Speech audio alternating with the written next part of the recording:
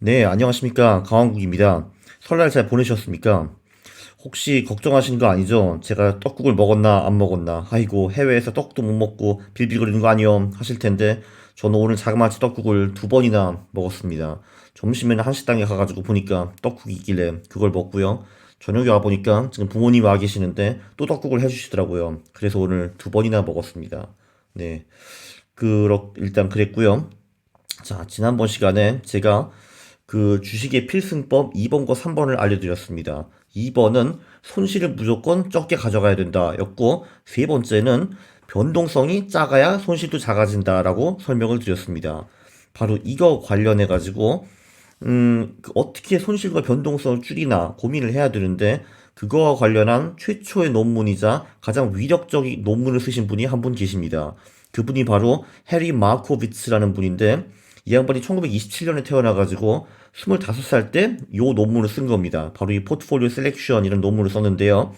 이 논문이 길지도 않습니다. 12페이지밖에 안 되는데 이 양반은 이것 때문에 1990년에 노벨상을 받게 됩니다. 굉장히 궁금하시죠? 어떤 논문으로 노벨상을 받을 수 있는지 한번 살펴보겠습니다. 지금 이분 91세인데 아직도 살아계십니다. 자, 그 흑수저 마코비츠 교수 기다리다 주식쟁이 만나다라고 썼는데 이게 무슨 말이냐 하면은 그 마코비츠는 석사학위를 졸업을 하고 뭔가 박사학위를 하고 싶어가지고 교수를 기다리고 있었습니다. 대학 가가지고. 근데 옆 사람이 그 이제 얘기를 나눠보니까 주식 브로커였어요. 그래서 이제 주식에 대한 얘기를 했습니다. 물론 그때까지 마코비츠는 주식을 한 번도 해본 적도 없고 특히 집에 돈이 없어가지고 대충 그게 뭔가 어렴풋이 알 정도였습니다. 네, 그래서 마코비치가 브로커한테 네, 저는 박사 논문을 쓰고 싶습니다. 박사가 되고 싶은데요. 하니까 당연히 뭐 브로커가 무슨 말을 하겠습니까? 그래, 자네 주식에 대해서 논문을 좀 써보지. 라고 했습니다.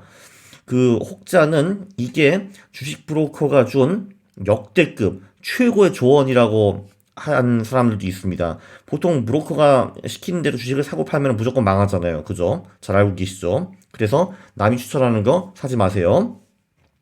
네, 교수도 우연히 주식에 관심이 굉장히 많은 사람이었습니다. 그러니까 그렇지, 예! 주식의 논문 잘 써봐, 임마! 했습니다. 마우크비츠는 교수한테 큰 소리 치고 나왔는데 막상 보니까 주식에 대해 아는 게 아무것도 없죠. 그래서 책을 몇 권 읽어보니까 이런 말이 나왔습니다. 현자들이 모든 계란을 한 바구니에 담지 말아라. 그러니까 한 개, 두 개 주식을 투자하지 말고 좀 더 많은 주식에 투자하거라. 라고 말을 했는데요. 음, 그거에 대해서 뭐 근거를 크게 대지는 않았던 것 같습니다. 그러니까 수학의 재주가 있었던 마코비츠는 그래? 그러면은 내가 이거를 수학적으로 한번 분석을 해보자. 정말 분산 투자가 좋은 건지 안 좋은 건지 이렇게 해서 고민을 하기 시작하고 그 12페이지짜리 논문을 썼습니다. 그 이 논문을 간략하게 요약을 하자면은 상관성이 낮은 자산 또는 자산군의 분산 투자를 하자라는 겁니다. 그 상관성이라는 거는 어떤 두 자산이 똑같이 같이 움직인다 하면은 상관성이 1이고요. 정확히 정반대로 움직이다 하면은 마이너스 1이고 상관성이 0이라는 거는 이 둘은 랜덤으로 지가 원하는 대로 직잭으로 움직인다라는 뜻입니다. 그래서 이 양반의 말은 그 상관성이 그러니까 마이너스 1에 가까운 그러니까 상관성이 낮으면 낮을수록 좋다. 그래서 그런 자산들이 있으면 거기에 투자하거라. 이런 게 이제 논문의 메시지고요. 보면은 제가 재미를 겨우 1점밖에 안 줬습니다. 그 이유는 굉장히 간단합니다. 저는 이 논문을 하나도 이해 못했거든요. 지금까지 제가 설명드린 논문은 제가 읽고 그래도 최소한 90% 이상 이해한 그런 논문들입니다. 예, 그래서 일단 재미가 높았는데 저는 이 논문을 읽었는데 뭔 말인지 하나도 몰라가지고 1점을 줬습니다. 그런데 이 활용도는 정말 쩝니다. 이게 정말 노벨상을 받을 만한 가치가 있는 논문이에요. 난이도는 저는 6점을 줬습니다. 뭐 제가 뭔 말인지 하나도 이해 못했으니까 그 6점을 줬고, 그래서 지금 제가 여기 말씀드리는 내용은 그 제가 이해해서 쓴 거는 아니고 이 논문을 보고 이해하셨던 분들이 풀어준 내용을 가지고 쓰는 겁니다. 물론 이제 이 논문을 읽으시면은 강왕국 저것도 이해 못하냐 하고 한숨을 쉬시는 이공계 분들이 많이 계실 수도 있어요. 근데 아쉽게도 저는 이공계도 아니고 수학 능력이 좀 가난한 편입니다. 그래서 저는 이해를 못했는데 이공계 여러분들 읽으시면은 굉장히 간단할 수도 있어요. 의외로. 자, 그래서 사실 이 마크비츠는 이 12페이지 핵심 논문을 쓰고 요거를 좀 디벨롭 시켜가지고 박사 논문을 만들었고 책 한 거 쓴 거. 다 똑같은 테마예요. 요거 말고는 사실 평생 한 거에 별로 없습니다, 사실. 아니, 물론 평생 하신 건 많겠지만 뭐 대단한 경제학적인 이론이나 그런 거를 만든 게 사실은 없어요. 그런데 바로 요거 하나로 노벨상을 받으신 겁니다. 박사 논문 전에 고비가 있었다고 합니다. 왜 케인즈와 프리드맨 나올 때 나오는 프리드맨, 그러니까 20세기의 경제학 거장 2인 중에 한 명 프리드맨이 이 양반의 박사 논문 구두 시험을 봤습니다. 프리드맨은 1시간 반 동안 이런 말만 되풀이했다고 합니다. 야, 이 새끼야, 이건 경제학도 아니고 경영학도 아니고 수학도 아니고 소설도 아니야 임마. 이걸 어떻게 내가 너한테 패스를 주냐 임마 하면서 1시간 반 동안 괴롭혔대요. 그래서 마코비츠는 그 자리에서 덜덜 떨고 있으면서 안 돼, 너무 다시 쓰기 싫어 안 돼 하고 있었는데 프리드맨이 맨 끝에 장난이야 임마, 덕터 마코비츠 축하한다 했다고 합니다. 그래서 박사학위를 받고 어디서 교수도 된 다음에 나중에 노벨상을 받죠. 네, 제가 어렸을 때, 즉 주식을 잘 못했을 때는 잘 몰랐습니다. 이까진 논문이 뭐가 이렇게 대단해가지고 노벨상을 주냐라고 생각을 했는데, 제가 좀 어른이 되고 경험도 쌓고 해보니까 정말 이렇게 대박 논문이 없구나라는 거를 저절로 이해하게 되었습니다. 전 나중에 인정했습니다. 이 12페이지짜리 논문이 그만한 가치가 있다는 거를. 일단 상관성이 낮다는 게 무슨 말인가? 제가 조금 전에 뭐 마이너스 1과 1로 설명을 드렸는데 그럼 와닿지가 않을 겁니다. 자, 어떤 섬나라가 있고 그 섬나라에 주식이 딱 3개 있다고 가정을 해보겠습니다. 우산을 파는 기업의 주식, 아이스크림을 파는 기업의 주식, 그리고 수영복을 파는 기업의 주식, 요 딱 3개가 있습니다. 그리고 당연히 여름 날씨가 어떻게 될지 잘 모릅니다. 물론 이제 여름 날씨가 좋으면은 잘 나가는 주식이 있을 거고 여름 날씨가 안 좋으면은 잘 나가는 주식이 있겠죠. 그죠? 자, 그럼 곰곰이 한번 생각해 봅시다. 나 같으면은 요 3개 중에서 뭐를 살까에 대해서요. 네, 생각 다 하셨나요? 자, 곰곰이 생각을 해 보십시오. 자, 그러면은 정답으로 넘어가겠습니다. 정답은 우산 아이스크림 5 우산 수영복입니다. 왜냐면은 우산은 날씨가 안 좋으면은 잘 나갈 거 아니에요. 그죠? 아이스크림과 수영복은 반대로 날씨가 좋으면은 잘 나갈 겁니다. 아무래도 날씨가 좋으면은 아이스크림과 수영복이 더 많이 팔리겠죠. 날씨가 그지 같으면 우산이 더 많이 팔리고. 그래서 여기서 이제 우산과 아이스크림을 사야 되는 이유는 그러면은 날씨가 좋든 나쁘든 둘 중에 한 놈은 잘 나갑니다. 그죠? 그리고 우산 수영복도 마찬가지고요. 여기서 하면 안 되는 일, 아이스크림과 수영복을 사는 게 별로입니다. 분산 투자 차원에서는.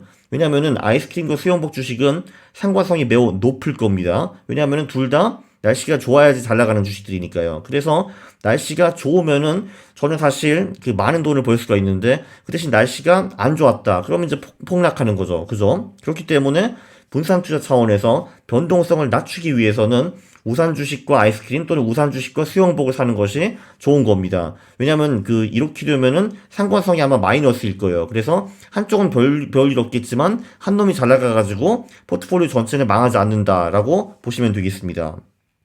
예, 그러면은 이제 맛보기로 이런 분산 투자가 얼마나 위력을 보여줄 수 있는지 한번 리얼 라이프에서 설명을 드리겠습니다. 안타깝게도 주식 나라에는 마이너스 상관성은 없습니다. 왜냐면은 예를 들면 뭐 보험주와 반도체주 전혀 상관이 없을 것 같은데 그래도 이제 한 주식시장에 묶여 있다는 것만 가지고 얘네들이 상관성이 마이너스로 돌아가지는 않습니다. 그러니까 한 시장에 있는 주식끼리는 무조건 상관성이 플러스라고 보시면 돼요. 물론 이제 바이오주들끼리 이런 거면 아마 상관성이 0.7, 0.8 높게 나올 거고 제가 조금 전에 말씀드린 뭐 보험주와 반도체주 이런 것들은 상관성이 0.2, 0.3 뭐 그 정도밖에 안 나올 겁니다. 그러나 어쨌든 간에 플러스 상관성이 나오는데 그런데 주식을 벗어나 가지고 다른 자산군 예를 들면은 뭐 채권이라든지 부동산이라든지 금이라든지 뭐 이런 거를 섞으면요 상관성이 대폭 낮아집니다. 왜냐하면은 주식과 채권은 따로 노는 경향이 굉장히 높거든요. 그리고 주식과 금도 마찬가지입니다.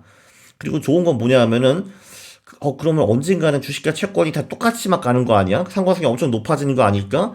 두렵기는 한데, 근데 좀 장기적으로 보면은 자산군들끼리는 상관성이 낮으면 계속 낮은 식으로 가는 것이 보통인 경우가 많은 것 같았습니다. 네, 그래서 제가 맛보기로 연구 포트폴리오라는 자산 배분 전략을 하나 소개해 드릴 거예요. 자, 포트폴리오 비주얼라이저로 넘어가겠습니다. 이 사이트 기억하시죠? 제가 그 동상을 만들어야 되는 사람이 2명, 퀀트킹, 그리고 포트폴리오 비주얼라이저를 만든 이 사나이입니다. 들어가가지고 로그인을 하고, 여기 툴즈에 보면은 백테스트 에셋 클래스 엘로케이션, 이렇게 자산 배분을 백테스트 한다라는 내용이 있어요. 여기를 한번 클릭을 해보십시다.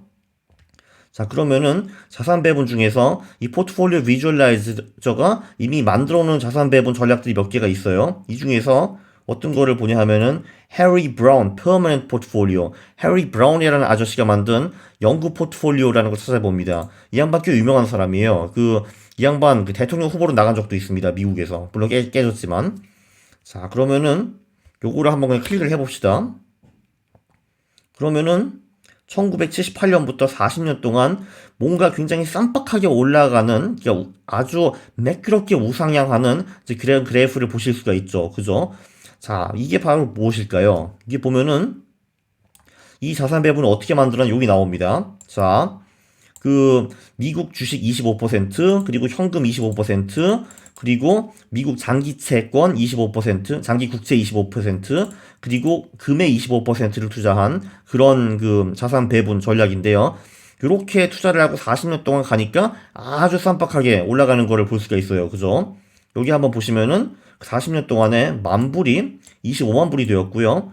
그리고 복리 수익 8.1%, 그리고 변동성은 7.14%, 주식의 한 절반 정도 되는 거고요.